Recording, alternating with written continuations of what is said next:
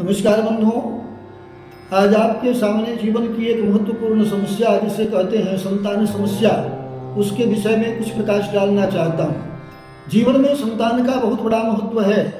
आत्मा वही जायते पुत्र, ऐसी शास्त्रोक्ति है। अपना आत्मा ही पुत्र के रूप में अवतरित होता है।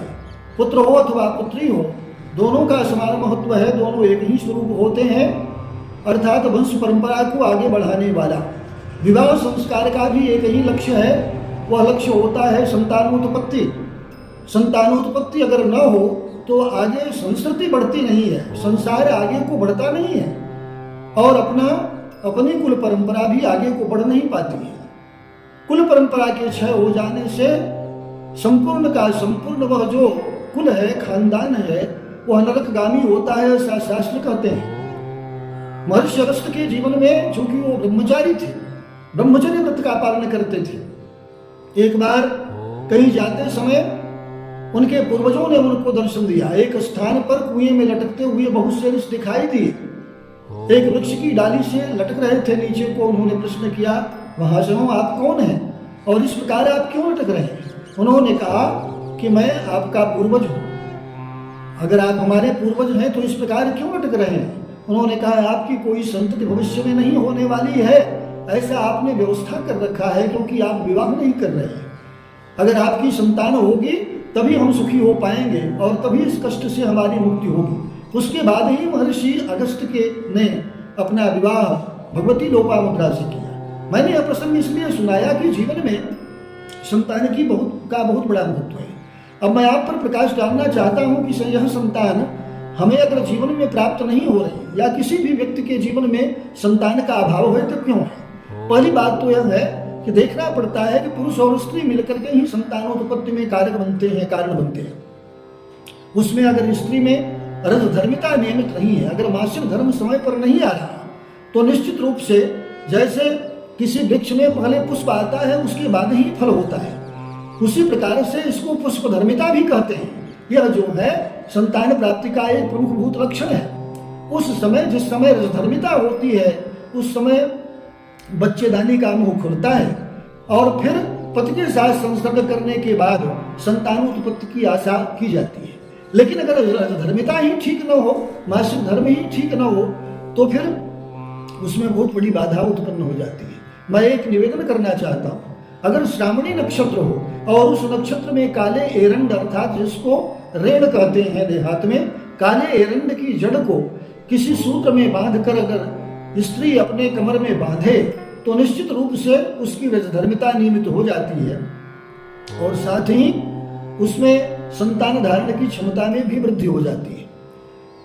दूसरी बात होती है कि पुरुषों में शुक्राणुओं की अल्पता, अर्थात जो क्रोमोसोम्स बनते हैं उनमें अल्पता हो जाती है, या फिर स्त्रियों में रजकणों की कमी हो जाती है। इसका पता हमें चिकित्सकीय जांच के माध्यम से भी चल जाता है, जिसको हम कहते हैं कि हम व्यक्ति मेडिकली फिट है अथवा नहीं, कोई भी दंपति मेडिकली फिट है अथवा नहीं है।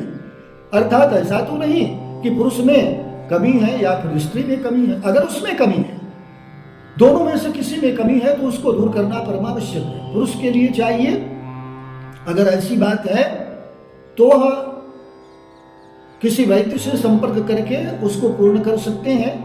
या मैं आपको उपाय बता देता हूँ, तुलसी के बीज को लेकर के और फिर उस बीज का सेवन नियमित मात्रा में अगर किया जाए तो शुक्राणुओं का बनना प्रारंभ हो जाता है।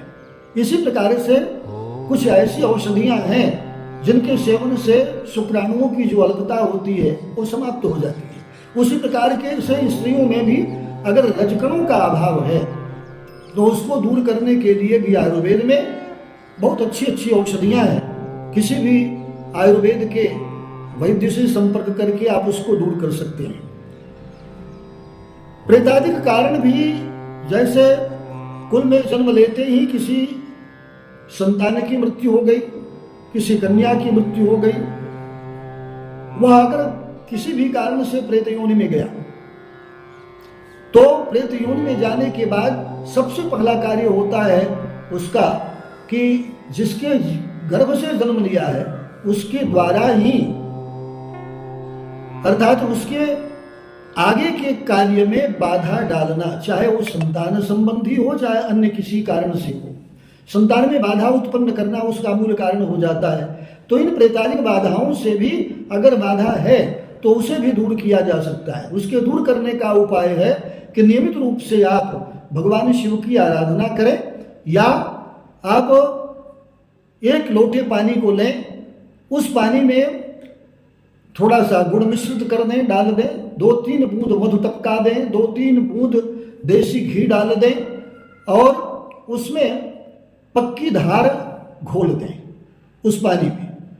उसमें 5 फूल लौंग पूरी जिसमें फूल हो उसको डाल दें, एक जायफल डाल दें और फिर उसको स्त्री के चारों तरफ सर से लेकर पांव तक 3 बार घुमाएं और कहें इस पर जो कोई भी बाधा हो दूर हो।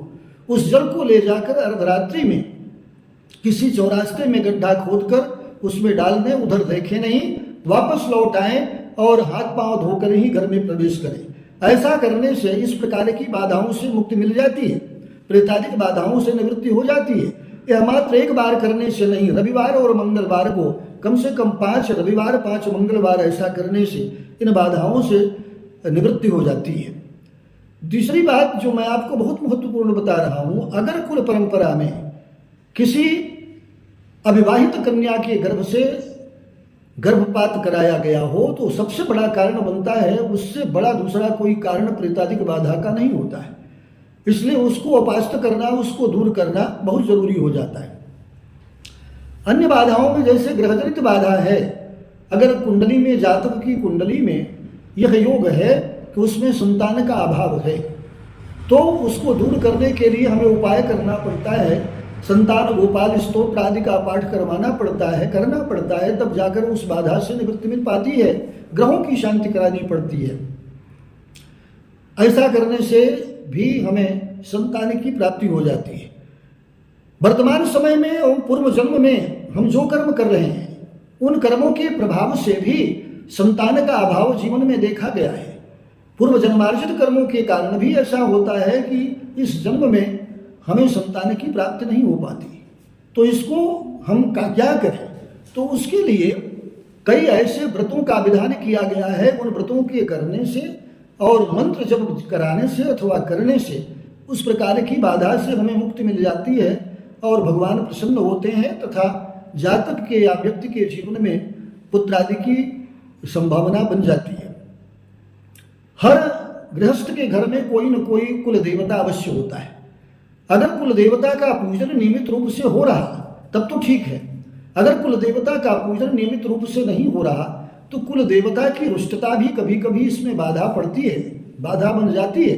इसलिए प्रत्येक व्यक्ति को चाहिए कि अपने कुल देवता का नियमित पूजन करें, वर्ष में 1 बार या 2 बार विधिवत पूजन करें और उनकी रुष्टता कभी न होने दें। इस प्रकार करने से मनुष्य के जीवन में संतानोत्पत्ति की संभावना बढ़ जाती है। अगर एक बात और आपको महत्वपूर्ण बताता हूं तो यह कि जिस स्त्री के जीवन में 1 बार कन्या उत्पन्न हुई या 2 कन्या उत्पन्न हुई या 4-5 कन्याएं हुई, अगर वह चाहती है कि मुझे पुत्र की प्राप्ति हो जाए तो उसको चाहिए कि जब गर्भ धारण कर ले उसके 3रे महीने से एक ऐसी गाय जो बछड़ा ब्याई हुई हो उस गाय को घर ले आए। अगर घर न ले आ सके तो उसका पता लगाए और पता लगा करके उसका दूध प्राप्त करें। उसके दूध में पलाश के जो कोमल पत्ते हैं 3 कोमल पत्तों को पीस करके 3रे महीने से अगर प्रतिदिन पीना शुरू करे और आगे तक यानी बच्चे के जन्म के पूर्व तक वह बराबर उसको पीती रहे तो निश्चित रूप से संतान की ही उत्पत्ति होती है, पुत्र रत्न की ही प्राप्ति होती है और बड़ा बलिष्ठ तथा बुद्धिमान पुत्र प्राप्त होता है। यह अनुभूत योग है। इसलिए हमें ये चाहिए कि इन उपायों को हम समझें, उन्हें जीवन में करें और इन उपायों का लाभ उठाएं। निश्चित रूप से मेरी कही हुई बातों को अगर आपने अपने मन में अवधारित किया उसके साथ और उसी तरह आचरण किया तो भगवान आपके जीवन में इन सभी कमियों को पूर्ण करेंगे। निश्चित रूप से आपके घर में खुशहाली होगी, पुत्र प्राप्ति होगी और आप सभी सुख शांति का जीवन व्यतीत करेंगे। इन्हीं शब्दों के साथ वाणी को विराम देता हूँ।